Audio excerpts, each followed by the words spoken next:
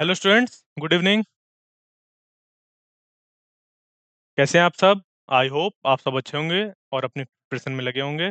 ठीक है, तो आज हम लोग को क्या पढ़ना है?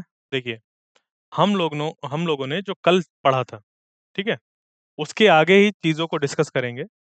ओके। अच्छा, हम लोग को पढ़ना क्या है आज, उसको थोड़ा सा डिस्कस कर लेते हैं। आज हम लोग को कुलाम्स लॉ के बारे में पढ़ना है। ठीक है, फिर सुपर पोजिशन प्रिंसिपल।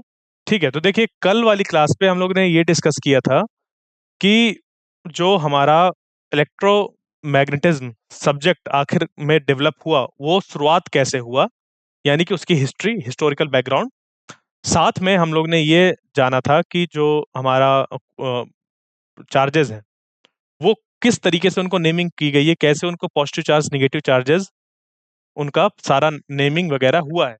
ठीक है, साथ में ये भी हम लोग ने देखा था कि जो हमारे बेसिक प्रॉपर्टीज ऑफ चार्जेस होते हैं, वो आखिर क्या क्या होते हैं। ठीक है, फिर हम लोग ने इलेक्ट्रोस्कोप के बारे में जाना था और एक एग्जाम्पल को सॉल्व किया था। यानी कि अगर मैं कल वाली क्लास का थोड़ा सा रिवीजन कराऊं, तो वो ये हो जाएगा कि हमारे पास दो तरीके के चार्जेस होते हैं, एक पॉजिटिव और एक नेगेटिव। अब क्यों होते हैं, कैसे होते हैं, हिस्टोरिकल बैकग्राउंड क्या है इसका, हर एक चीज को मैंने अपने पिछले क्लास में एक्सप्लेन किया था। आज कल वाली क्लास का एसेंस लेकर आगे बढ़ेंगे कि जो थी वो क्या था। ठीक है, तो ये पॉजिटिव नेगेटिव चार्ज दो तरीके के हमारे पास चार्जेस होते हैं। इनकी प्रॉपर्टी ये होती है कि पॉजिटिव पॉजिटिव यानी कि लाइक चार्जेस जो होते हैं वो रिपेल करते हैं। Like charges repel each other. Like charges repel each other. ठीक है, यहीं पर अगर निगेटिव निगेटिव होते तो ये भी एक दूसरे को रिपेल करते। अगर पॉजिटिव निगेटिव है तो ये क्या करते हैं, अट्रैक्ट करते हैं एक दूसरे को। क्लियर? ये चीजें हमने जानी। बेसिक प्रॉपर मतलब ये हमारे पास चार्जेस की एक प्रॉपर्टी होती है। फिर जो बेसिक प्रॉपर्टीज ऑफ चार्जेस में हमारे पास तीन पॉइंट्स हैं, वो ये हैं। Additivity of charges. ठीक है, additivity of charges. Additivity of charges में क्या है हमारे पास, कि एडिटिविटी ऑफ चार्जेस में अगर हम बात करें, तो मान लीजिए कि आपके पास बहुत ढेर सारे चार्ज हैं। देखिए, चार्ज, एक और चीज, चार्ज की जो यूनिट होती है वो कुलाम होती है। चार्ज की जो यूनिट होती है वो कुलाम होती है। ठीक है, तो यहाँ पर एडिटिविटी ऑफ चार्जेस से मतलब ये है कि मान लीजिए कि आपके पास यहाँ पर बहुत ढेर सारे चार्जेस मौजूद हैं। ठीक है, यहाँ पर बहुत ढेर सारे जो चार्जेस हैं वो मौजूद हैं। अब उन चार्जेस का हमें बताना है कि इक्विवेलेंट चार्ज कितना होगा। यानी कि जैसे होता है ना कि कभी कभी किसी जगह पर बहुत ढेर सारे लोग बैठे होते हैं, बट उन सब के बैठने की वजह से वहां पर एक ओपिनियन क्रिएट होता है कि आखिर वो सब के सब क्या कहना चाहते हैं, उनका जो नेट रिजल्ट है वो क्या कहना चाह रहे हैं। उसी तरीके से यहाँ पर एडिटिविटी ऑफ चार्जेस के साथ भी है कि एडिटिविटी ऑफ चार्जेस में क्या होता है कि यहाँ पर हमारे, जैसे कि मान लीजिए कई चार्जेस हैं, जैसे कि एक है +1 कुलाम का, दूसरा है +2 कुलाम का, तीसरा है +3 कुलाम, -4 कुलाम, +5 कुलाम। इस तरीके से कई हमारे पास चार्जेस हैं।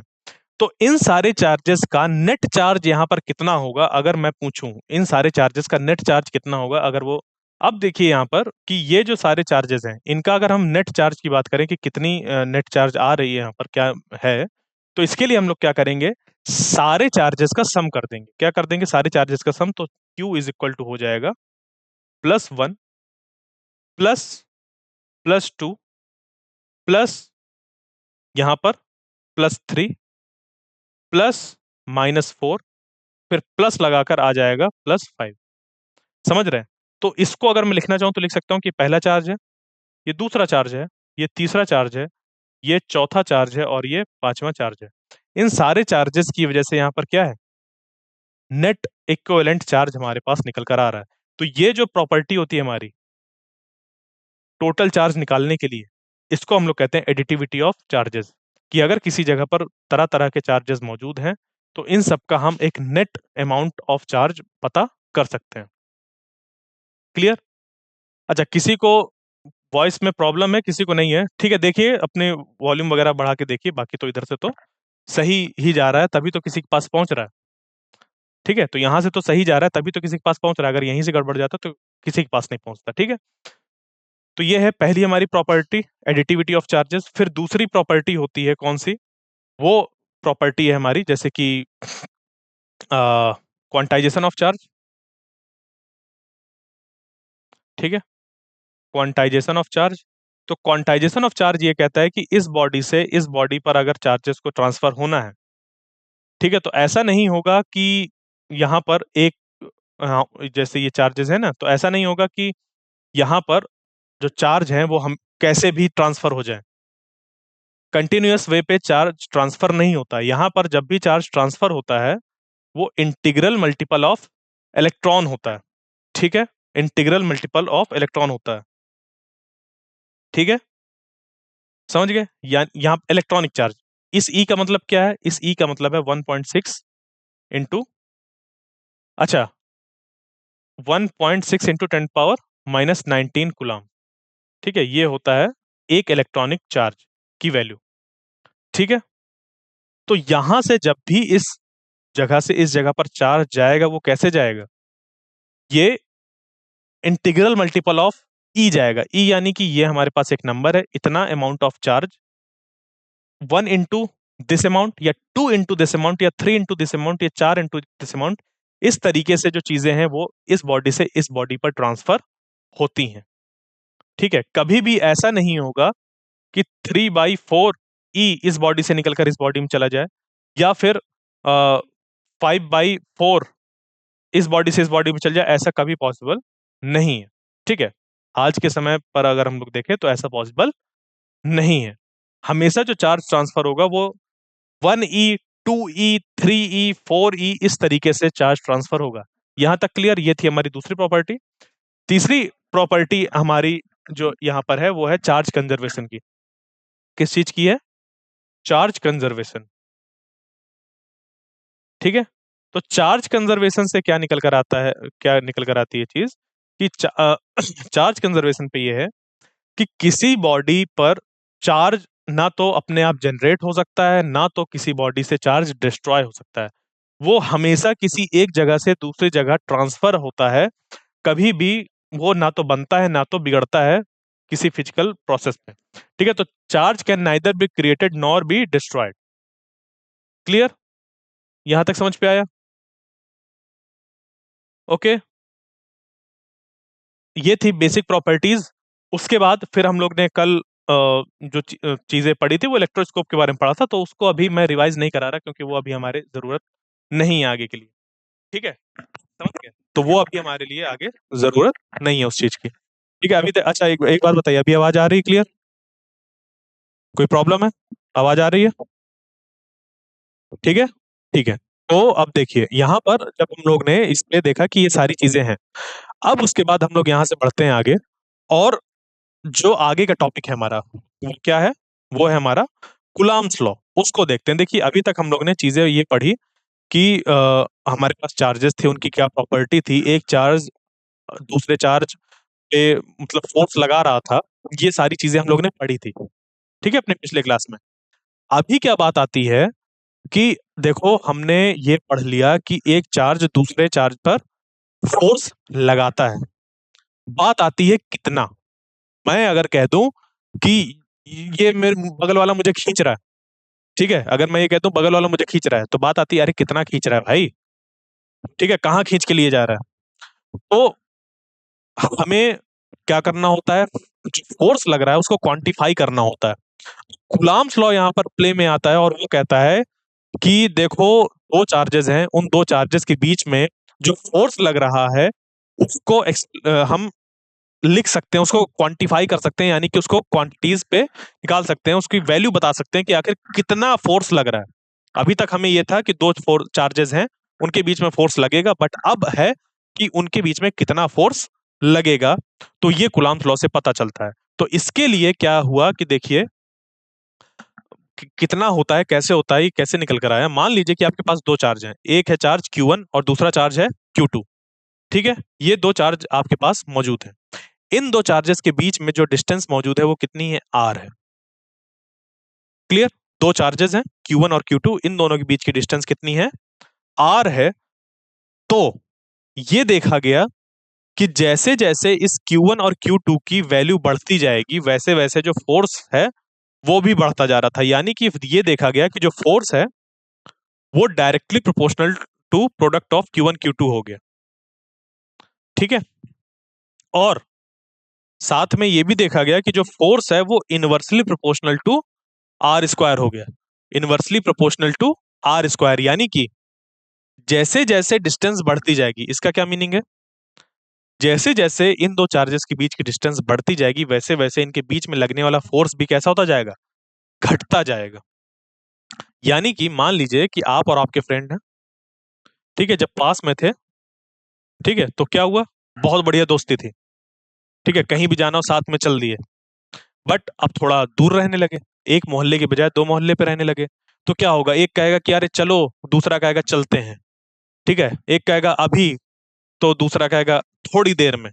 और इस तरीके से करते करते जो उन दोनों के बीच की बॉन्डिंग है वो थोड़ी कम इफेक्टिव होगी। उन दोनों के बीच में डिस्टेंस और बढ़ जाए तो क्या हमें देखने को मिलेगा कि एक कहेगा कि चलो आज हम लोग प्लान बनाते हैं यहाँ चलने का, दूसरा कहेगा अरे यार मेरे पास दूसरा काम है। ठीक है। तो अब तो हो गई गड़बड़। जब हो गई गड़बड़, यानी कि उन दोनों के बीच की जो बॉन्डिंग है वो घटती जा रही है जैसे जैसे उन दोनों के बीच की डिस्टेंस बढ़ रही है। तो सेम चीज कुछ होता है चार्जेस के साथ, कि जैसे जैसे उनके बीच वाली जो डिस्टेंस होती है वो बढ़ती जाती है तो उनके बीच में लगने वाला जो फोर्स होता है उसका मैग्नीट्यूड डिक्रीज होता जाता है।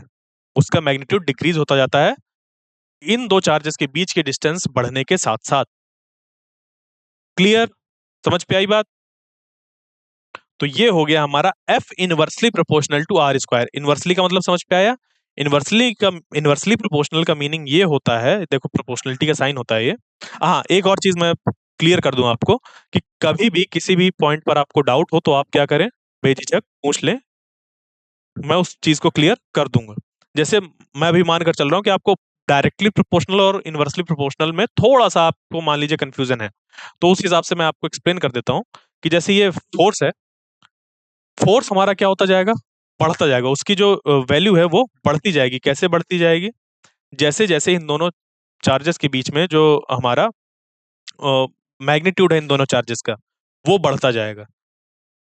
और जैसे जैसे इन दो चार्जेस के बीच की डिस्टेंस बढ़ेगी वैसे वैसे फोर्स घटेगा, यानी कि इन दोनों के बीच का जो रिलेशन है वो इनवर्सली है, एक बढ़ रहा है दूसरा घट रहा है। और ये देखा गया कि F is inversely proportional to R square. देखो इसको हम लोग क्या बोलते हैं, इसको डायरेक्ट इसके साथ रिलेट कर रहे हैं। अब ये 1/r² लिखा हुआ है तो इसको बोलते हैं F is inversely proportional to R square. अब इन दो इक्वेशंस को जब हम लोग कंबाइन कर देते हैं तो ये इक्वेशन बन जाती है F is proportional to Q1 Q2/r²। और जब ये प्रोपोर्शनलिटी का साइन हटता है, जब ये प्रोपोर्शनलिटी का साइन हटता है तो ये बन जाता है यहाँ पर एक इक्वल और कांस्टेंट आ जाता है। ठीक है। अब यहां पर जो कांस्टेंट निकल कर आया है, ये इस कांस्टेंट की value depending upon the SI, मतलब डिपेंडिंग अपॉन द यूनिट्स, इसकी वैल्यू अलग अलग होती है। तो एसआई यूनिट्स के हिसाब से, एसआई सिस्टम ऑफ यूनिट्स सुना होगा ना, SI unit system international day units. तो ये जो होता है इसके अकॉर्डिंग, जहां पर कि हम लोग मीटर, केजी और बाकी चीजें लेते हैं इस पे मेजरमेंट वगैरह के लिए, तो यहाँ पर जो के की वैल्यू निकल कर आती है वो निकल कर आती है 1/4πε0। यानी कि F is equal to 1/4πε0 Q1 Q2/r²। ये क्या हो गया, ये हो गया फोर्स। ठीक है। ओके। ये क्या हो गया, फोर्स दो चार्जेस के बीच में जो लग रहा है। और ये दो चार्जेस हमने कैसे लिए हैं, यहाँ पर दो चार्जेस ये कुछ ऐसे रखे जिनके बीच की डिस्टेंस कितनी है, आर है। तो ये निकल कर आ गया हमारा मैग्नीट्यूड ऑफ फोर्स। ओके। अब यहां से जो 1/4πε0 की वैल्यू है, ये 1/4πε0 की जो वैल्यू है, ये वैल्यू कितनी है हमारी, वो है 9 × 10⁹ newton metre square by coulomb square. ये इसकी वैल्यू होती है 1/4πε0 की। ओके। ये 1/4πε0 की वैल्यू होती है इतनी। ठीक है। अब यहां पर जो ये एप्सिलॉन नॉट है, इस एप्सिलॉन नॉट को हम लोग कहते हैं electrical permittivity of free space. क्या बोलते हैं? हाँ, कहां पर कैसे हुआ अरविंद, किस जगह पर बताइए, पूछिए। कहां पर? यहाँ पर, इस जगह पर जहां से मैंने रेड मार्क किया। या जहां पर मैंने ग्रीन मार्क किया वहां पर? कहां पर? जहां पर मैंने रेड मार्क किया या जहां पर मैंने ग्रीन मार्क किया? किधर पर?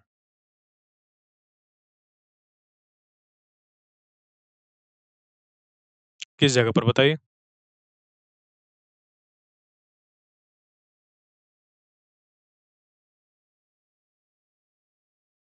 कहां पर बताइए, बताइए जल्दी बताइए, फिर आगे बढ़ो। देखिए, यहां पर ग्रीन वाला, ये कैसे हुआ? देखिए यहां पर देखिए, ये स्टेप समझ पे आया यहां तक, कि F is equal to K Q one Q two upon R square, इतना समझ पे आया यहां तक, कि ये कैसे हुआ? यहां तक समझ पे आया? इसके बाद, इसके बाद यहां से ये जो स्टेप है ये ऐसे पहुंचा है कि जब हमारे पास हमने अलग अलग सिस्टम ऑफ यूनिट्स जो होती हैं, जैसे कि हमारे अभी हम लोग की कौन सी चल रही है, मीटर, किलोग्राम और second, MKS system of units या SI यूनिट्स भी इनको कहते हैं। तो इसके अकॉर्डिंग जब चीजों को देखा गया तो एक कांस्टेंट वैल्यू हमें मिली, इस कांस्टेंट की एक वैल्यू मिली, और जो इसके बराबर थी 9 × 10⁻⁹ के। जब इसको रिलेट किया गया, जब इसको रिलेट किया गया तो ये निकल कर आया कि ये किसके बराबर है, 1/4πε0 के, जहां पर epsilon not permittivity of free space कहलाता है। क्लियर? अब परमिटिविटी ऑफ फ्री स्पेस क्या है, जब हम लेक्चर में आगे बताएंगे, तो जब सही समय आएगा वहां पर इसको एक्सप्लेन करेंगे तो आपको ज्यादा समझ पे आएगा क्या मीनिंग है इसका। ठीक है? अब अगर आपको ये नहीं समझ पे आ रहा कि इस कांस्टेंट की वैल्यू का यहाँ पर लाने का मतलब क्या है, तो मैं वो समझा सकता हूँ। कैसे? देखिए, कांस्टेंट का मीनिंग ये है कि होता है ना कि आपका घर है ये, ठीक है, लेट अस सपोज यहाँ पर आपका घर है, इस जगह पर, और यहां से आप अपने स्कूल जा रहे हैं, घर से स्कूल, तो यहां से लेकर यहां तक, यहां से लेकर यहां तक आपकी जो डिस्टेंस है वो कैसी है, कांस्टेंट है। यहाँ पर ये जो डिस्टेंस है वो कैसी है, कांस्टेंट है। बट यहीं पर आप क्या करते हैं, कभी बहुत तेजी से चलते हैं और कभी बहुत धीमे चलते हैं। तो जब आपकी वेलोसिटी ज्यादा होती है तब आपको समय कम लगता है, जब आपकी वेलोसिटी कम होती है तो समय ज्यादा लगता है। तो यहां पर हम लोग कहते हैं कि जो v है वो प्रोपोर्शनल टू t है, sorry, inversely proportional to t है। यानी कि जब वेलोसिटी ज्यादा होती है तो टेम्परेचर, सॉरी टेम्परेचर नहीं, टाइम, टाइम कम होता है। ठीक है, टाइम कम लगता है। क्लियर? तो जब वेलोसिटी हमारी ज्यादा होती है तब टाइम हमें कम लगता है, जब वेलोसिटी कम होती है तब टाइम ज्यादा लगता है। बट यहां पर कांस्टेंट क्या चीज है, कांस्टेंट तभी है, हम ये तभी कह पा रहे हैं जब हमारी डिस्टेंस फिक्स हो। यानी कि जब आप बात कर रहे हैं सिर्फ घर से स्कूल तक जाने की, हर बार जब जब भी इस चीज के बारे में बात कर रहे हैं, तब हर समय आप क्या कंसीडर कर रहे हैं, एक ही सिचुएशन, कि आप घर से स्कूल जा रहे हैं या स्कूल से घर जा रहे हैं, यानी कि डिस्टेंस कांस्टेंट है। ये चीज तब पोर्शनल नहीं रह जाएगी जब आप क्या करें, एक केस में आप घर से स्कूल जाएं और दूसरे केस में घर से आप चले जाएं कहीं और, पार्क वगैरह में, तो वहां पर तो डिस्टेंस चेंज हो जाएगी ना। तो उस केस में फिर अगर आपकी जो वेलोसिटी और जो टाइम है वो अलग अलग निकल कर आएगा, जो वेलोसिटी और जो टाइम है वो अलग अलग निकल कर आएगा, तो ये प्रोपोर्शनलिटी वाला रिलेशन आपको नहीं मिलेगा अगर इसको और इसको कंपेयर करेंगे। तो आपको चीजें क्या रखनी पड़ती हैं, फिक्स रखनी पड़ती हैं कुछ चीजें। तो वो जो फिक्स्ड चीजें होती हैं उन्हीं को क्या कहते हैं, कांस्टेंट कहते हैं। तो आप इसको मान सकते हैं कि आपने क्या किए, दो एक्सपेरिमेंट किए, एक ये और एक ये। इसके लिए जो कांस्टेंट है वो इसकी डिस्टेंस होगी और इस कांस्टेंट की वैल्यू कुछ होगी। मान लीजिए कि आपका घर और आपके स्कूल के बीच की डिस्टेंस है 2 किलोमीटर्स, तो ये आपके लिए कांस्टेंट हो गया ये। और इस जगह के लिए जो कांस्टेंट होगा, हो सकता है आपके घर और आपके जो आपके घर के पास जो पार्क है उसके बीच की डिस्टेंस है 200 मीटर्स। तो यहां पर जो कांस्टेंट है देखिए वो अलग है, और यहां पर जो कांस्टेंट है वो अलग है। इसी तरीके से यहां पर भी था कि जो फोर्स था वो हमारा तो ये निकल कर आ रहा था कि force is directly proportional to Q1 Q2 upon R square, मतलब force is proportional to Q1 Q2 upon R square, ये चीज निकल कर आ रही थी। बट जब हम लोग मेजर कर रहे थे SI यूनिट्स पे, तो वहां पर जो कांस्टेंट की वैल्यू निकल कर आ रही थी वो कितनी थी, वो थी 1/4πε0। ठीक है? और जब हम लोग गॉसियन सिस्टम्स पे, जो कि आपके सिलेबस में नहीं है, ना तो अभी 12th में है ना तो अभी कहीं आसपास कभी ग्रेजुएशन में आपके पास आएगा ये चीज। तो उसमें क्या होता है कि जो सिस्टम ऑफ यूनिट्स होता है, गॉसियन सिस्टम ऑफ यूनिट्स, उस पे इसकी वैल्यू वन होती है। ठीक है, यहाँ पर इसकी इस कांस्टेंट की वैल्यू कितनी होती है, वन होती है। तो एसआई सिस्टम ऑफ यूनिट्स पे, जहां पर कि हम लोग अ, इसको मास को केजी पे मेजर करते हैं, लेंथ को मीटर्स पे मेजर करते हैं, टाइम को सेकंड्स पे मेजर करते हैं, तो हमें ये पता चला कि हमें थ्रू आउट द एक्सपेरिमेंट जब भी हम लोग चार्जेस के बीच के फोर्स देख रहे हैं, उनके उनके डिस्टेंस को घटाते बढ़ाते हुए, तो हमें क्या देखना होगा, हमेशा कुछ चीजें फिक्स रखनी पड़ेंगी, और उस फिक्स की वैल्यू जो निकल कर आती है वो निकल कर आती है 1/4 पाई एप्सिलॉन नॉट। और इसकी वैल्यू जो है वो कितनी है, 1/4 पाई एप्सिलॉन नॉट। इसकी है 9 × 10⁻⁹ और ये होता है न्यूटन मीटर स्क्वायर बट पर कूलम्ब स्क्वायर। अब यहाँ पर जो ये एप्सिलॉन नॉट है, इस एप्सिलॉन नॉट को हम लोग कहते हैं electrical permittivity of free space. क्या कहते हैं, electrical permittivity of free space. ठीक है, फ्री स्पेस, इसकी जो वैल्यू होती है वो होती है 8.85 × 10⁻⁻12। ठीक है, इस तरीके से बात समझ पे आई, क्लियर? क्लियर अरविंद, ये कैसे हुआ, ये क्लियर हो गया? ओके, आगे चलूं ना? अब देखिए, कूलम्ब्स लॉ ने कूलम्ब्स लॉ से हमें ये पता चला कि दो चार्जेस के बीच में फोर्स कितना लगेगा, ये चीज हमें पता चली। कितना, ये हमें पता चला कि कितना फोर्स लगेगा। तो कूलम्ब्स लॉ क्या हर जगह एप्लीकेबल है? बात ये आती है क्या कि क्या ये कूलम्ब्स लॉ हर जगह एप्लीकेबल है? तो अब यहां पर अगर ये चीज है कि कूलम्ब्स लॉ क्या हर जगह एप्लीकेबल है, तो हमें देखना पड़ेगा कि कूलम्ब्स लॉ की लिमिटेशंस क्या क्या है। लिमिटेशन से मीनिंग ये है कि कूलम्ब्स लॉ को जब हम अप्लाई कर रहे हैं तो किस किस केस पे हम लोग अप्लाई कर सकते हैं, किस कैसी कैसी सिचुएशंस पे इसको अप्लाई कर सकते हैं। ठीक है, तो कूलम्ब्स लॉ जो हमारा एप्लीकेबल है, ये तभी एप्लीकेबल है जब ये चार्जेस कैसे हो, पॉइंट चार्जेस हो। ठीक है, ये कैसे हो, पॉइंट चार्जेस हो और स्टैटिक चार्जेस हो। तो अब इन दो चीजों को समझते हैं कि पॉइंट चार्जेस और स्टैटिक चार्जेस का क्या मीनिंग होता है।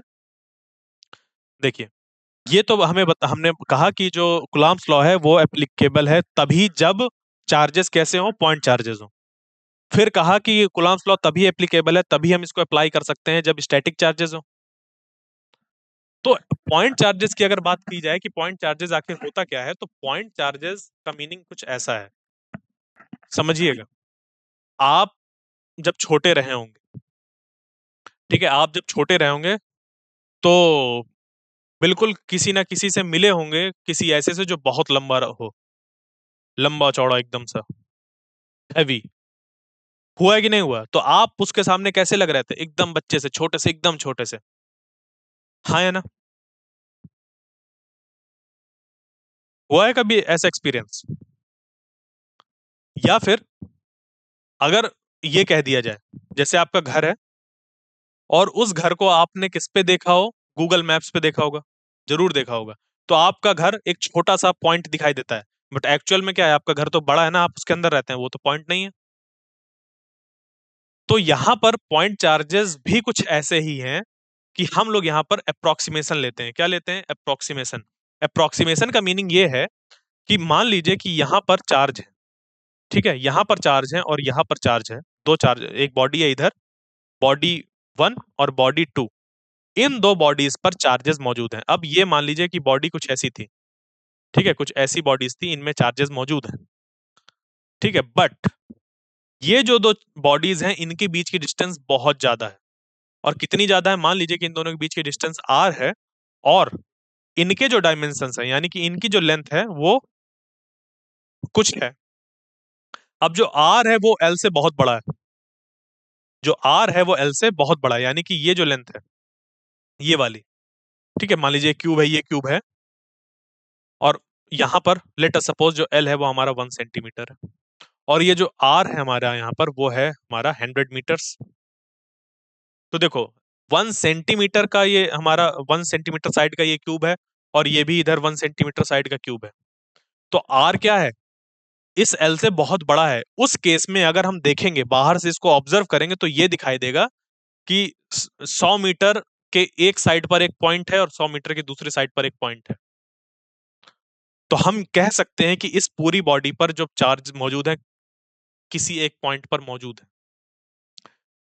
तो ये होता है हमारा अप्रोक्सीमेशन। और फिर अभी आगे की स्टडी में हर जगह हम यही मानेंगे कि हमारे पास एक चार्ज ऐसा है और दूसरा चार्ज ऐसा है, कभी भी इस तरीके से एक्सटेंडेड बॉडीज नहीं बनाएंगे।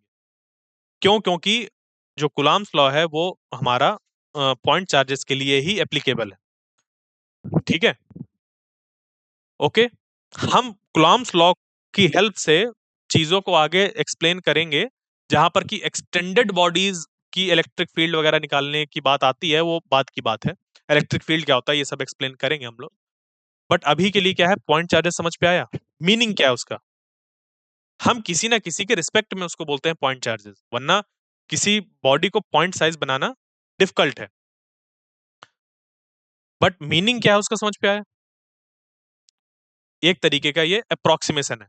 और जो पॉइंट चार्जेस हैं, पॉइंट चार्जेस के लिए ही कूलम्ब्स लॉ एप्लीकेबल है। यानी कि कभी भी अगर कह दिया जाए कि दो चार्जेस है और उनके बीच में आपको फोर्स निकालना है, तो आप क्या करेंगे, आप यहां पर दो चार्जेस, इस तरीके के दो चार्ज बनाएंगे, एक Q1 और एक Q2। यानी कि ये जो सिचुएशन है ना, इस पे देखो, एक Q1 ऐसे बड़ा सा बना है, Q2 छोटा सा बना है, नहीं, इस तरीके से नहीं बनाना। हमेशा आपको पॉइंट चार्जेस बनाने हैं और उनके बीच की डिस्टेंस, इन पॉइंट्स के बीच की डिस्टेंस होगी R। ओके, यहां पर दो चार्जेस थे, पॉइंट चार्जेस। समझ पे आ गया होगा आपको कि क्या मीनिंग होता है। अब चलते हैं इस पे स्टैटिक चार्जेस पे। तो स्टैटिक चार्जेस, देखो, स्टैटिक इलेक्ट्रिसिटी के बारे में हम लोग ने कल भी डिस्कस किया था कि आखिर स्टैटिक इलेक्ट्रिसिटी क्या होती है। तो स्टैटिक का मीनिंग ये होता है जब चीजें रुकी हुई हो। कैसी हो? रुकी हुई हो, यानी कि चार्जेस यहाँ पर रखे हैं और यहाँ पर रखे हैं। तो जब यहाँ पर रखा हुआ है, जब ये दोनों चार्जेस यहाँ पर रखे हुए हैं इस तरीके से, तब हम इनके बीच का फोर्स कैलकुलेट करते हैं। कभी भी हम उन चार्जेस के बीच फोर्स कैलकुलेट करने के लिए कूलम्ब्स लॉ को यूज नहीं करेंगे जब ये जो चार्जेस हैं वो मूव कर रहे हो। जब ये चार्जेस मूव कर रहे हो तब हम इस पे फोर्स कैलकुलेट नहीं करेंगे। हम तभी कैलकुलेट करेंगे जब यहां पर क्या होगा, यहां पर चीजें कैसी हो, हमारी फिक्स्ड हो। चार्ज इस बॉडी पे है तो यहां पर रखा हो, इधर रखा हो, ऐसे रखा हो। ठीक है, बात समझ पे आ गई? तो ये Q1 Q2 हमारे स्टैटिक चार्जेस होने चाहिए, पॉइंट चार्जेस होने चाहिए, तभी हम कूलम्ब्स लॉ लगाते हैं। और कूलम्ब्स लॉ हमारा ये होता है, उसका एक्सप्रेशन ये निकल कर आता है, जहां पर के की वैल्यू जो होती है वो ये होती है, और एसआई यूनिट्स के हिसाब से फिर ये हमारा 1/4 पाई एप्सिलॉन नॉट के हिसाब से बन जाता है। ठीक है, तो अभी तक के डिस्कशन का, आज के डिस्कशन का जो ये हमारा निष्कर्ष निकला वो ये निकला कि कूलम्ब्स लॉ जो है हमारा, वो किसी दो चार्जेस, किसी दो पॉइंट चार्जेस के बीच के फोर्स को बताने के लिए इस्तेमाल होता है। और उसका एक्सप्रेशन होता है Q1 Q2 upon R square. तो ये था मैग्नीट्यूड, ये तो था फोर्स का मैग्नीट्यूड। बट एक्चुअल में जो फोर्स होता है वो कैसा होता है, वेक्टर क्वांटिटी होती है। जो हमारा फोर्स होता है वो कैसा होता है, एक वेक्टर क्वांटिटी होती है। ठीक है, तो जब हमारा फोर्स एक वेक्टर क्वांटिटी है, तो आखिर हम इस कूलम्ब फोर्स को कैसे वेक्टर क्वांटिटी के फॉर्म पे लिखेंगे? क्योंकि अभी तो यहाँ पर हमारा क्या लिखा हुआ है, ये एक मैग्नीट्यूड सिर्फ लिखा हुआ है। ओके, तो देखो, आपको 11th क्लास में वेक्टर्स वगैरह याद है कैसे लिखा जाता है? किसी वेक्टर को अगर हमें लिखना हो, मान लीजिए ए वेक्टर को लिखना हो, तो कैसे लिखते हैं? इसके लिए इस पे लिखते हैं इसको ए वेक्टर और साथ में इसका यूनिट वेक्टर ऐसे मल्टीप्लाई करके। याद आया? ऐसे लिखते हैं। ठीक है, यानी कि अगर हमारे पास मान लीजिए कि एक वेक्टर ए है, तो उसको हम लोग लिखेंगे उसका मैग्नीट्यूड साथ में एक यूनिट वेक्टर। अच्छा, इसमें तो किसी को प्रॉब्लम नहीं है वेक्टर्स को लिखने में, क्योंकि अगर वेक्टर्स नहीं समझ पे आएंगे तो फिर आगे के बहुत ढेर सारे जो चीजें हैं वो समझ पे नहीं आएंगी, मुझे बार बार ये एक्सप्लेन करना पड़ेगा। अगर इसमें किसी को प्रॉब्लम हो तो मैं इसको यहाँ पर एक्सप्लेन अभी कर दूं, जल्दी बताइए। ठीक है, ये वेक्टर हमारा होता है। तो बस इसी चीज को हम ध्यान में रखेंगे और लिखेंगे फोर्स के बारे में। मान लीजिए यहाँ पर एक चार्ज है Q1 और ये चार्ज है Q2।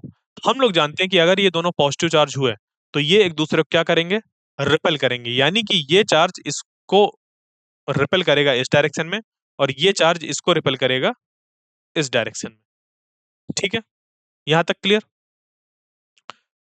अब हम कुलाम्स लॉ से ये निकालेंगे कि इनके बीच लगने वाला फोर्स कितना है। तो अगर उसके मैग्नीट्यूड की बात करें तो मैग्नीट्यूड निकल कर आ जाएगा F is equal to 1/4 pi epsilon naught Q1 Q2 upon R square.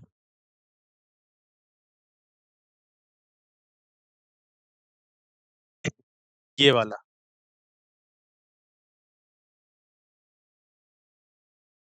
यहाँ पर ए बी कॉस थीटा नहीं आएगा, ये 2 AB cos थीटा आएगा। ठीक है, और थीटा क्या है, ए और बी के बीच का एंगल है, तो ये रिजल्टेंट फाइंड करने के लिए। सब कुछ क्लियर है ना अभी तक जो बताया? तो ये तो निकल कर आ गया मैग्नीट्यूड। ठीक है, ये निकल कर आ गया मैग्नीट्यूड। अब इसको हमें लिखना है कि इस Q2 चार्ज पर फोर्स लग रहा है किस डायरेक्शन पे, अगर हमें इस चीज को लिखना है। तो Q2 चार्ज पर फोर्स लगा कौन रहा है? वो लगा रहा है चार्ज फर्स्ट। किस डायरेक्शन पे लगा रहा है? इस डायरेक्शन पे लगा रहा है। भास्कर, आप किस स्ट्रीम से हैं? मतलब आपने मैथ्स चूज कर रखी है या बायो? तो देखिए, हम इसको लिखेंगे force on charge second due to first. यहां पर क्या हो जाएगा, इस पे लगने वाला force, force on charge second due to charge first is equal to 1/4 pi epsilon naught Q1 Q2 upon R square. ठीक है, तो F21 इज इक्वल टू हमारा बन जाएगा ये इस तरीके से, और ये बन जाएगा R12 यूनिट वेक्टर। ठीक है, तो ये हमारा बन गया force on charge second with respect to one, और R21 ये नाम दिया गया इस डायरेक्शन पे, ये R वेक्टर। ठीक है, तो ये हो गया F21 is equal to 1/4 pi epsilon naught Q1 Q2 upon R21 square, और यहाँ पर ये R21 वेक्टर हो जाएगा ये। ठीक है, ये हो गया। उसके बाद अगर हम ये निकालें force on charge first due to charge second, इसको क्या पढ़ते हैं हम लोग? इसको पढ़ते हैं force on charge first due to charge second. ठीक है, और ऊपर वाले क्या पढ़ते हैं? Force on charge second due to first. तो इसका जो यहां पर हमारा एक्सप्रेशन निकल गया, देखो जो मैग्नीट्यूड है, ये मैग्नीट्यूड, मैग्नीट्यूड तो ठीक है, मैं समझाता हूं कि वेक्टर्स वगैरह क्या होते हैं, क्योंकि अगर आपको समझ पे नहीं आ रहा है तो आगे तो फिर चीजें काफी मुश्किल हो जाएंगी। ठीक है, तो देखिए यहाँ पर ये क्या हो जाएगा, 1/4 pi epsilon naught Q1 Q2 upon R12 square, और यहां से फिर ये बन जाएगा R12 वेक्टर। ठीक है, अब ये जो R12 वेक्टर है वो उसकी डायरेक्शन होगी इस तरफ, इस डायरेक्शन पे होगा ये, इसकी डायरेक्शन इधर होगी R12। यानी कि अगर हम लोग देखें तो R21 जो है वो है -R12। ठीक है, तो इससे हम लोग यहाँ पर निकाल सकते हैं कि जो फोर्स ऑन चार्ज फर्स्ट है ड्यू टू सेकंड, वो बराबर हो जाएगा माइनस ऑफ ये। क्यों ऐसा है? देखो, F12 की जो डायरेक्शन है वो है हमारी किस तरफ? इधर। F12 की जो डायरेक्शन है वो है इस तरफ, और जो F21 की जो डायरेक्शन है वो है इस तरफ। ठीक है, यानी कि जो डायरेक्शन है फोर्सेस की वो अपोजिट है, इस वजह से हमने इसको ऐसा लिख दिया है। ठीक है, तो यहां तक समझ पे आ गया ना? अब मैं वेक्टर्स थोड़ा सा आपको एक्सप्लेन कर देता हूँ, आपने कहा है तो वेक्टर्स आपको रिवाइज करा देता हूँ कि क्या होते हैं वेक्टर्स हमारे। ठीक है, तो देखिए, अ, अच्छा, एक बात बताइए, cross product and dot product, देखो cross product and dot product भी बता दूंगा मैं, बट अभी थोड़ा मैं वेक्टर चालू करता हूँ, वो तो काफी बाद में आते हैं जब वेक्टर्स हो जाते हैं। देखिए, क्रॉस प्रोडक्ट और डॉट प्रोडक्ट में कोई नहीं है, कोई प्रॉब्लम नहीं है एक्चुअली।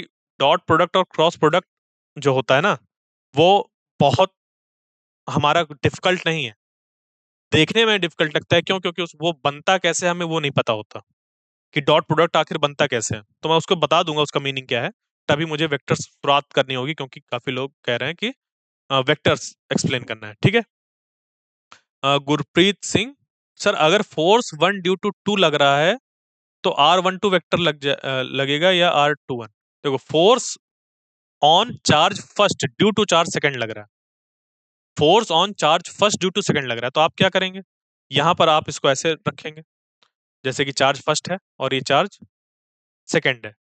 तो अब यहाँ पर अगर आपने बना दिया, ये जैसे कि ये लिख दिया आपने R12, तो R12 अगर आपने वेक्टर लिख दिया और आपने बना दिया कि इस वेक्टर की जो डायरेक्शन है वो है इस तरफ, ठीक है, R12 वेक्टर की जो डायरेक्शन है वो इस तरफ है।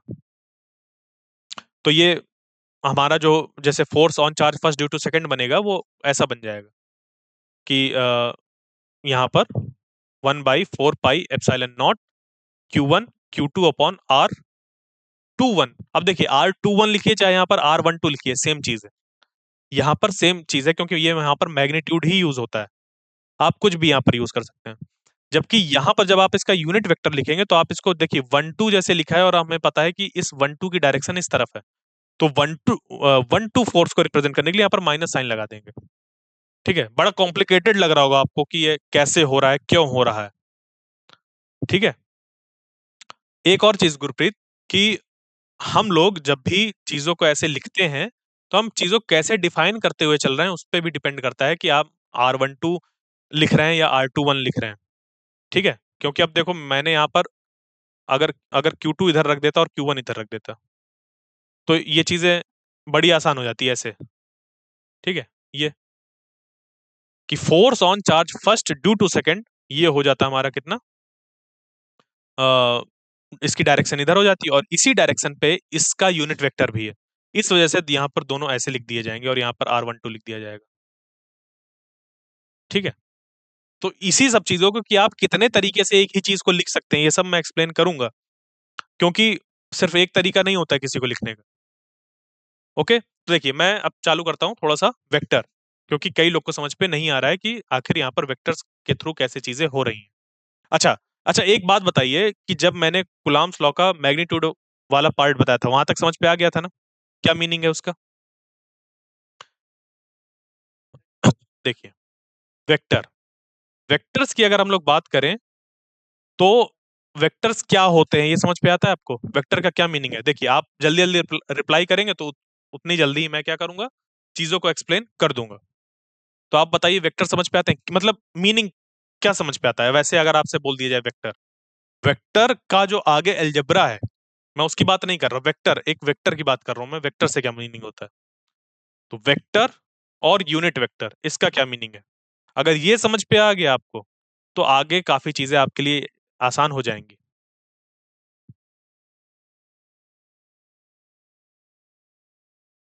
देखिए बताता हूं मैं कि वेक्टर और यूनिट वेक्टर का आखिर मीनिंग क्या है।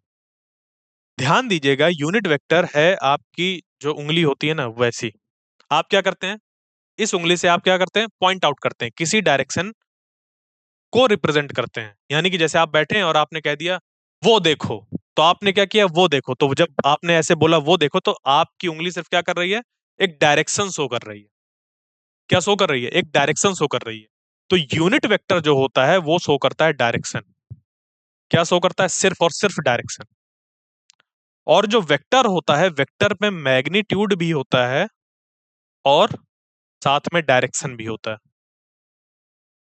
और यूनिट वेक्टर का जो मैग्नीट्यूड होता है, मैग्नीट्यूड कह सकते हैं कि मैग्नीट्यूड होता है, बट उस पर मैग्नीट्यूड कितना होता है, 1 होता है। ठीक है, उसका मैग्नीट्यूड कितना होता है, 1 होता है। ठीक है, अब यहां पर क्या मीनिंग है इसका समझिएगा। मैंने जैसे बताया कि ये जो आपकी उंगली है वो क्या है, आपकी यूनिट वेक्टर है। आप क्या करते हैं, इससे पॉइंट आउट करते हैं। जैसे कोई भी बैठा है, जैसे बोल दिया कि वो देखो, वो वहां पर चेयर पे बैठा हुआ है, तो आप क्या करते हैं, उंगली करते हैं उस तरफ, तो ये आपकी यूनिट वेक्टर है। आप ये नहीं बता पाएंगे कि वो कितना दूर पर है। आप ये बताएं, बता पाएंगे क्या? मान लीजिए आप यहाँ पर बैठे हैं, आपने पॉइंट आउट कर दिया कि ये देखो यहाँ पर चेयर पर बैठा हुआ है कोई, ठीक है, इस जगह पर कोई चेयर पर बैठा हुआ है। आपने सिर्फ पॉइंट आउट किया कि ये जो है वो इधर है, इधर बैठा हुआ है। आपने ये नहीं बताया कि कितनी दूर पर बैठा हुआ है। तो जब आपको ये बताना हो कि कितनी दूर पर बैठा है तो आप इस इसको क्या करें, आप जैसे आपकी एक उंगली है, आप एक उंगली को ऐसे रखें और फिर दूसरी उंगली, तीसरी उंगली, चौथी उंगली, पांचवी, ऐसे करते करते चले जाएं।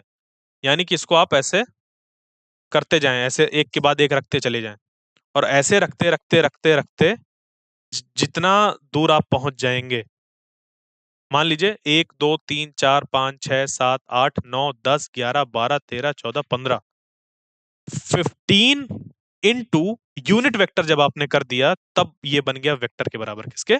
वेक्टर के बराबर। तो मान लीजिए इस यूनिट वेक्टर को आपने लिख दिया ऐसे एन कैप से। यूनिट वेक्टर क्या रिप्रेजेंट करता है? डायरेक्शन को। तो आपने क्या किया, आपने यूनिट वेक्टर का मल्टीप्लाई कर दिया एक नंबर के साथ जो कि यहां पर कितना था? 15। तो 15 यहां पर क्या रिप्रेजेंट कर रहा है? समझ पे आ गया? 15 क्या है? मैग्नीट्यूड है इस वेक्टर का। ये जो यहाँ पर ऐसा वेक्टर बना देते हैं ना, हम एक सिंगल ऐसा एक वेक्टर बना देते हैं।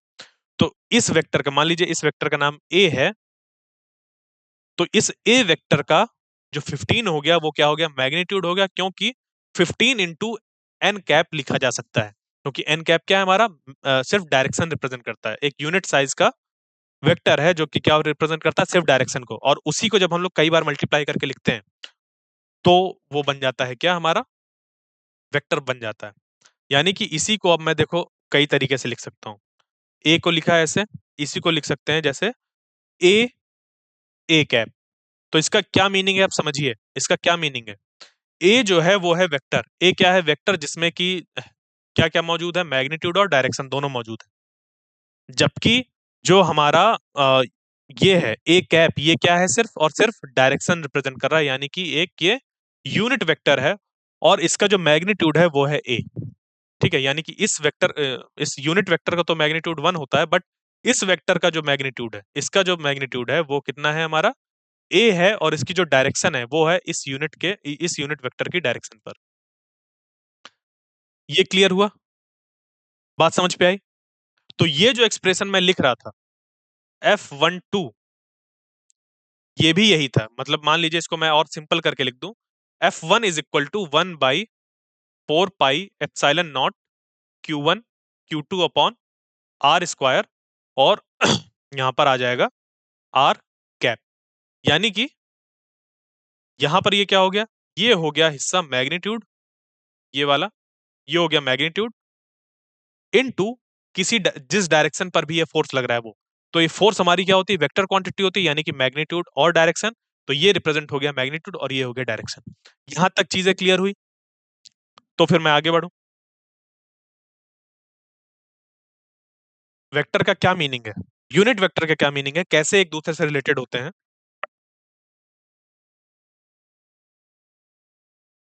क्लियर? भास्कर, अरविंद, सहोद, समझ पे आया क्या मीनिंग है इसका? यहां तक क्लियर? तो फिर मैं आगे बढ़ूं, यहां से आगे बढ़ूंगा।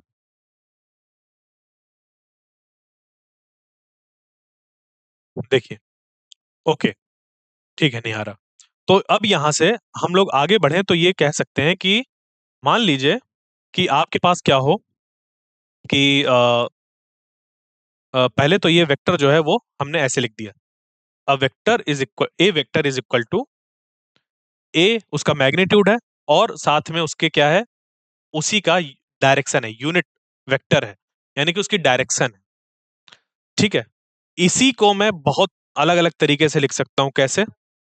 ए वेक्टर इज इक्वल टू, ये जो मैग्नीट्यूड है ना, मैग्नीट्यूड, इस मैग्नीट्यूड को यहां पर लिखा जा सकता है ए वेक्टर का मॉड। क्या करके? ए वेक्टर का मॉड, और यहां पर फिर ए कैप। समझ गए? इसके इक्विवेलेंट ही है ये। अगर ये समझ पे आ गया तो ये रिप्रेजेंटेशन आपको समझ पे आ जाएगा क्या मीनिंग होता है इसका। क्लियर? तो ये जो मॉड ऑफ ए है, मॉड ऑफ ए वेक्टर जो रिप्रेजेंट कर रहा है वो ये कह रहा है कि अगर कोई चीज इन दो डंडियों के बीच में होगी, कोई वेक्टर इन दो डंडियों के बीच में होगा, यानी कि अगर यहां से हम लोग देखें कि ए वेक्टर को हम लोग ये लिख सकते हैं, तो इसमें जो आउटपुट आएगा वो सिर्फ इसका मैग्नीट्यूड आएगा। यानी कि जो ये इसको मॉड कहते हैं इस तरीके से, तो ये मॉड जब किसी वेक्टर पर लगता है तो सिर्फ उसके मैग्नीट्यूड को बाहर बताता है, उसकी डायरेक्शन से अब उसको कोई लेना देना नहीं है। तो हम लोग चाहें तो ए को, ये जो ए हम सिंपल लिख रहे हैं, इसको लिख सकते हैं मॉड ऑफ ए वेक्टर। तो मॉड ऑफ ए वेक्टर का मीनिंग क्या हो जाएगा? कि हम मैग्नीट्यूड ऑफ ए वेक्टर की बात कर रहे हैं। समझ गए? तो इस ए वेक्टर का मैग्नीट्यूड कितना था? ये इतना था, डायरेक्शन ये थी। सेम चीज यहां पर भी है, ए वेक्टर ये है, इस ए वेक्टर का यहां पर मॉड लिखा है, यानी कि इसका ये क्या है? इसके जो मैग्नीट्यूड है उसको रिप्रेजेंट कर रहे हैं, और ये इसका वेक्टर फॉर्म, मतलब यूनिट वेक्टर है, इसके डायरेक्शन रिप्रेजेंट हो रही है। ठीक है, समझ पे आया ये? अगला स्टेप चलें, अगले स्टेप पर चलें। और कौन किस किस तरीके के रिप्रेजेंटेशन आपको देखने को मिलते हैं, बताऊं मैं आगे इसी पे? यहां तक क्लियर ना? फटाफट बताइए, हाँ या ना।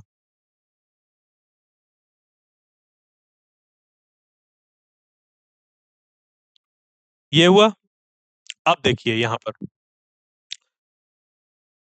अब ये जो चीजें लिखी हुई हैं ये आपस में मल्टीप्लाई पे लिखी हुई है, किस पे? मल्टीप्लिकेशन पे लिखी हुई है। यानी कि ए वेक्टर इज इक्वल टू लिखा हुआ है mod of A multiplied with unit vector. यानी कि मान लीजिए किसी जगह पर हमें यूनिट वेक्टर बताना हो, यूनिट वेक्टर कितना होगा, तो यूनिट वेक्टर कैसे निकल कर आएगा? ध्यान दीजिए उस एग्जाम्पल को जो मैंने दिया था अभी, उसमें ऐसा वेक्टर बना हुआ था ना, एक एक करके, एक एक करके ऐसा 15 n कैप लिखा हुआ था। याद आया? एक कोई वेक्टर था, वो 15 n कैप लिखा हुआ था। मान लीजिए आपको इस, ये जो ए वेक्टर है, ए वेक्टर हमारा क्या है? 15 n कैप है। और आपको एन कैप निकालना, तो आप क्या करेंगे? इस ए वेक्टर को 15 से डिवाइड कर देंगे, हाँ या ना? तो ए वेक्टर की वैल्यू तो है 15 n कैप, और उसको जब 15 से डिवाइड कर देंगे तो ये आपका एन कैप के बराबर निकल कर आ जाएगा। यानी कि अगर यहां से हम लोग देखें, तो ए कैप निकालने के लिए हम लोग क्या करेंगे? इस ए वेक्टर पे, जिसमें कि हमारा डायरेक्शन और मैग्नीट्यूड दोनों मौजूद है, उसको, क्योंकि देखो ध्यान दो, जो वेक्टर होता है उसपे दो चीजें होती हैं, मैग्नीट्यूड और डायरेक्शन। जो वेक्टर होता है वो उस पे मौजूद क्या क्या होता है? वेक्टर और मैग्नीट्यूड और डायरेक्शन। हमें सिर्फ देखो, और यूनिट वेक्टर क्या करता है? डायरेक्शन बताता है। तो अगर हमें इस वेक्टर पे, जिसपे कि दो चीजें मौजूद हैं, उस पे सिर्फ एक ही चीज को बचा कर रखना है, और वो है डायरेक्शन, तो हमें जो दूसरी चीज है यानी कि मैग्नीट्यूड, उसको हटाना पड़ेगा। तो यहां पर हटाने के लिए हम क्या कर देते हैं? उसको डिवाइड पर ले आते हैं। क्या कर देते हैं? डिवाइड पर ले आते हैं। तो ये ए वेक्टर मॉड ऑफ ए ऐसे लिख जाता है। इस इक्वेशन को देखा होगा आपने, इस इक्वेशन को देखा होगा, इस तरीके की इक्वेशन देखी है कि नहीं देखी है? तो ये क्या होती है, समझ पे आई? क्या मीनिंग है इसका? ठीक है, क्लियर यहां तक?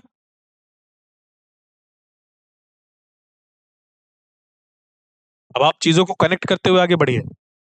ये समझ पे आ गया ना? तो यूनिट वेक्टर का भी अगर हमें निकालना होता है, तो यूनिट वेक्टर का मीनिंग क्या होता है? यूनिट वेक्टर का मीनिंग होता है सिर्फ डायरेक्शन, यानी कि वेक्टर में से हमें डायरेक्शन बचाना है, मैग्नीट्यूड को हटाना है। तो इसमें से जब हमें मैग्नीट्यूड हटाना होगा तो मैग्नीट्यूड से डिवाइड कर देना होगा। तो हमने कर दिया, हमारा यूनिट वेक्टर निकल कर आ गया। ठीक है, समझ गए? क्लियर? अरविंद, निहारा, भास्कर, गुरप्रीत, क्लियर है यहाँ तक? क्या किया? अब इसी चीज को हम और अलग तरीके से रिप्रेजेंट कर सकते हैं, और वो क्या हो जाएगा? A cap is equal to a vector divided by, इसको देखिए ये क्या है? मैग्नीट्यूड ऑफ ए ही है ना, ए वेक्टर का मैग्नीट्यूड है, यानी कि ये ए ही है, इसको ऐसे भी लिख सकते हैं। तो देखिए ये अलग अलग तरीके के रिप्रेजेंटेशन है, क्या है ये सारी चीजें, समझ पे आई? क्या होता है ये, क्या मीनिंग है इसका, वेक्टर्स का? ठीक है, यहां तक क्लियर? तो मैं आगे बढ़ूं, आगे बताता हूं।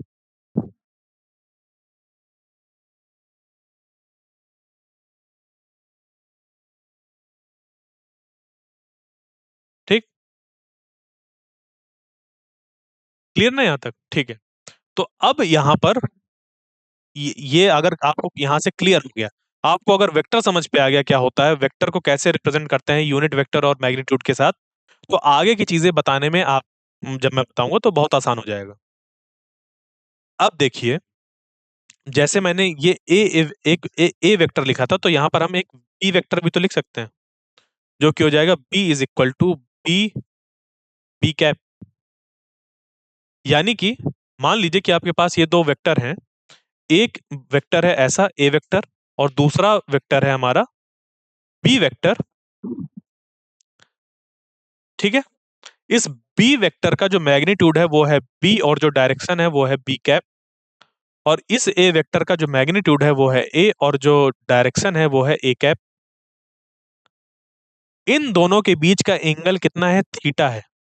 तो आपने रिजल्टेंट ऑफ वेक्टर के बारे में सुना होगा, यानी कि मान लीजिए यहाँ पर एक ऑब्जेक्ट रखा हुआ है, इसमें कोई इस डायरेक्शन पे फोर्स लगा रहा है और कोई इस डायरेक्शन पे फोर्स लगा रहा है, तो इन दोनों का क्या होता है, एक रिजल्टेंट निकल कर आता है, रिजल्टेंट वैल्यू निकल कर आती है फोर्स की। तो वो जो रिजल्टेंट हम लोग निकालते हैं, सिंपल सी बात है, मान लीजिए आप हैं, आप खड़े हैं, ठीक है, आपके एक हाथ को एक छोटे से बच्चे ने पकड़ रखा है और इधर दूसरे छोटे से बच्चे ने पकड़ रखा है, ठीक है। अब यहाँ पर क्या हो रहा है कि ये जो है छोटा सा बच्चा, वो आपको इधर खींच रहा है, ये आपको इधर खींच रहा है, तो ना तो आप, अगर दोनों ने बराबर खींचा तो ना तो आप इधर जाएंगे ना तो इधर जाएंगे, क्या होगा, या हो सकता है थोड़ा बहुत डिफरेंट खींचे अपनी अपनी तरफ, तो अब क्या होगा कि आप यहाँ कहीं सेंटर पर जाएंगे, ना तो इधर जाएंगे ना तो उधर जाएंगे, यही होता है ना, क्लियर। तो जब ऐसा हो रहा है, तो उसकी वजह से यहाँ पर क्या हो जाएगा, हम कहेंगे कि इस वेक्टर का इफेक्ट और इस वेक्टर का इफेक्ट आप में दिखाई दिया, दोनों में क्या दिखाई दिया, आप में एक इफेक्ट दिखाई दिया। तो ये हुआ। अब यहाँ पर क्या है कि ये इस तरीके से हम, हमें क्या निकालना होगा, एक रिजल्टेंट निकालना होगा। तो रिजल्टेंट के लिए हम लोग क्या करते हैं, डायरेक्ट जो फॉर्मूला शुरुआत में बताया था, ठीक है, तो वो यहाँ पर एप्लीकेबल होता है फॉर्मूला, और ये हो जाता है R इज इक्वल टू, ये यहाँ पर आ जाता है a square plus b square plus 2ab cos theta, ठीक है। यहाँ पर जो ए है, बी है और ए बी है, ये सब मैग्नीट्यूड है, तो इसको हम लोग लिख सकते हैं कैसे, दूसरे फॉर्म पर, कि ए वेक्टर लिखो, मॉड लगा दो, यानी कि उसके मैग्नीट्यूड की ही बात हो रही है, इस तरीके से भी रिप्रेजेंट किया जा सकता है इसको, और 2ab कॉस थीटा, ये हो जाएगा। गुड इवनिंग, ठीक है, ये चीज आ जाती है। तो यहां से हमें क्या पता चल जाता है, मैग्नीट्यूड और रिजल्टेंट का जो हम निकालते हैं एंगल, मान लीजिए ए के रिस्पेक्ट में फाई, उसको ऐसे लिख देते हैं, tan phi is equal to, यहाँ पर हमारा ये जो है, इसको हम लोग निकाल लेते हैं, ठीक है। क्रॉस प्रोडक्ट की अगर बात करनी है, मैं इसको जल्दी से बता सकता हूँ ऐसे, ठीक है, कैसे जल्दी से बता सकता हूँ, ऐसे बता सकता हूँ कि अगर हमारे पास एक वेक्टर है ए, और इसको थ्री डायमेंशनल जो हमारा 3D कोऑर्डिनेट सिस्टम होता है, उसमें अगर हम लिखें तो इसको लिख सकते हैं ए एक्स आई कैप प्लस ए वाई जे कैप प्लस ए जेड के कैप, अगर हमारे पास ऐसा है। तो अब इसका मीनिंग क्या है, बी जो है, अगर ये है बी एक्स आई कैप प्लस बी वाई जे कैप, और यहाँ बी नहीं, ये बी, अरे इरेज हो गया, बी वाई जे कैप और बी जेड के कैप, ऐसा। तो इसका अगर हम लोग क्रॉस प्रोडक्ट लेते हैं, तो ये हो जाता है हमारा कितना, आई जे के, और यहां पर फिर लिखते हैं ए एक्स ए वाई। कल की क्लास की टाइमिंग भी 5:30 ही रहेगी, 5:30 to 6:30, ठीक है, टाइम फिक्स है इसका, इस क्लास का 5:30 to 6:30 इवनिंग में, क्लियर। तो आप आइए, मैं उस वहां पर चीजें आगे बताऊंगा इस पे, ओके। तो ए एक्स ए वाई, मैंने तो अभी क्रॉस प्रोडक्ट को पूरा कंप्लीट भी नहीं किया है, यहाँ पर ये हो गया, और ये बी एक्स बी वाई और बी जेड, ये हो जाएगा। अब इस पे जब हम लोग क्रॉस प्रोडक्ट इसका लिखते हैं, तो ये हो जाता है a cross b is equal to i cap, और यहाँ पर इसको इसको हम लोग छोड़कर इनकी बात करते हैं, तो इनको ऐसा मल्टीप्लाई करके लिखते हैं, ए वाई बी जेड माइनस ए जेड बी वाई, फिर लगता है माइनस और आता है जे, और इस पे इसको इसको छोड़ देते हैं, इस रो और इस कॉलम को छोड़ देते हैं, इसका इसका मल्टीप्लाई करते हैं, ए एक्स बी जेड माइनस ए जेड बी एक्स, फिर उसके बाद आता है के, क्या आता है, के। तो ये हो जाता है हमारा, इसको और इसको छोड़ते हैं, ये आ जाता है ए एक्स बी वाई माइनस ए वाई बी एक्स, ठीक है। तो ये हमारा क्रॉस प्रोडक्ट निकल कर आ जाता है, ये वेक्टर बन जाता है। अब देखिए यहां पर ध्यान दीजिए, ये जो चीजें हैं ए एक्स ए वाई ए जेड, ये क्या है, मैग्नीट्यूड है आई डायरेक्शन पे, यानी कि एक्स की डायरेक्शन पर, एक्स एक्सिस की डायरेक्शन पर। ए वाई हमारा मैग्नीट्यूड है जे की डायरेक्शन पर, ए जेड है मैग्नीट्यूड के की डायरेक्शन पर। ठीक है, ये कैसे समझ पे आ गया तुम्हें, ए क्रॉस बी इतनी जल्दी? ठीक है, ए डॉट बी जो होता है वो हमारा ए बी कॉस थीटा होता है। अभी इसका मीनिंग ही नहीं पता तुम्हें, इसका मीनिंग क्या होता है, ये तो सिर्फ मैथमेटिक्स है। फिजिक्स में इसको कैसे यूज करते हैं वो अलग चीज है। हेलो अनुज। ठीक है, ये हो जाता है A dot B is equal to A B cos theta. Simply आपको लिखना हो तो ऐसे लिख दीजिए, बट इसका मीनिंग क्या है वो डिफरेंट होता है। ठीक है, कोई नहीं। तो अब इसके आगे की जो चीजें हैं मैं उसको कल डिस्कस करूंगा, कल वाले लेक्चर पे। देखिए मैंने कुछ बताया है, थोड़ा बहुत बताया है। ठीक है, मैंने यहाँ पर थोड़ी चीजें बताई हैं, वेक्टर क्या होता है, अगर इस पे और भी आपको प्रॉब्लम है, वरना समय के साथ मैं धीरे धीरे चीजें बताता रहूंगा। जो मैंने आज डिस्कस किया है वो एकदम बेस है, उसी से ही जो भी आगे जरूरत पड़ेगी वहां से मैं रेफरेंस लूंगा और आपको बता दूंगा। बट फिर भी अगर आपको प्रॉब्लम है तो कल आप मुझसे पूछ सकते हैं, मैं इसके आगे का जो इसका वेक्टर पे चीजें हैं उनको डिस्कस कर लूंगा, क्योंकि अगर ये क्लियर होंगे तो बहुत ढेर सारी चीजें आगे क्लियर रहती हैं। ओके, तो आई होप जो आज का लेक्चर था वो समझ पे आया होगा। आज हम लोग ने डिस्कस किया कुलाम्स लॉ के बारे में, कि कुलाम्स लॉ कैसे जो दो चार्जेस हैं हम लोग के पास उनके बीच में कितना फोर्स लग रहा है उसको एक्सप्लेन करता है, और उसके क्या क्या लिमिटेशंस हैं। ठीक है, क्लियर? तो चला जाए अब। ठीक है, देखिए चलने के पहले मैं आपको एक चीज बता दूं कि हम लोग क्या है कि चीजें पढ़ेंगे। ठीक है, अब उस पे आपको मान लीजिए कुछ समझ पे नहीं आता है, आपको कुछ और रेफरेंस मटेरियल चाहिए, आपको उस पे और हेल्प चाहिए, तो आप साथी डॉट ट्यूटर डॉट ए आई इसमें जा सकते हैं, और यहाँ पर आपको मॉक टेस्ट वगैरह भी मिलेगा। ठीक है, फ्री ऑफ कॉस्ट। एक्चुअली ये हमारा जो साथी है वो क्या है, मिनिस्ट्री ऑफ एजुकेशन का एक प्रोजेक्ट है। ओके, तो यहाँ पर आपसे किसी भी तरीके की फीस वगैरह चार्ज नहीं की जाएगी कभी भी। तो आपको क्या करना है, यहाँ पर आना है। देखिए यहाँ पर बहुत ढेर सारी चीजें हैं, जैसे कि लाइव सेशंस भी हैं जो जो जिसपे कि आप अभी आए हैं सीबीएसई पे क्लास 12th। ठीक है, ये सारे यहाँ पर बने हुए हैं। और साथ में यहाँ पर जैसे कि मान लीजिए आपको पढ़ते वक्त कुछ डाउट आ गया, तो आप live daily live doubt clearing session पर आ सकते हैं 10 AM से 6 PM। यहाँ पर आपके डाउट्स को सॉल्व कर दिया जाएगा। और मान लीजिए कि आप रात को पढ़ रहे हैं और आपको डाउट सॉल्व करने हैं, तो आप क्या करिए, साथी ऐप है। अब साथी ऐप आपका प्ले स्टोर पे मिल जाएगा, ऐप स्टोर जो होता है हमारा iOS के लिए उस पे भी आपको मिल जाएगा। वहां से आप उसको डाउनलोड करिए। ठीक है, कुछ इस तरीके का सिंबल आपको दिखाई देगा साथी के साथ, और वहां पर क्वेरी सेक्शन है, उस क्वेरी सेक्शन पर अपने डाउट्स को पूछिए और जल्दी से आपके उन डाउट्स को सॉल्व किया जाएगा। क्लियर? तो इस तरीके से आप इस वेबसाइट पे जाइए, इसको एक्सप्लोर करिए, बहुत ढेर सारी इस पे कंटेंट है और बहुत ढेर सारी चीजें हैं। आपको मेंटरशिप वगैरह भी मिल सकती है आईआईटी एम्स या फिर दूसरे प्रीमियम इंस्टीट्यूट में जो बच्चे अभी पढ़ रहे हैं उनके थ्रू। ओके, समझे? तो आज के लिए इतना काफी है, मिलते हैं नेक्स्ट लेक्चर पे, तब तक के लिए थैंक यू।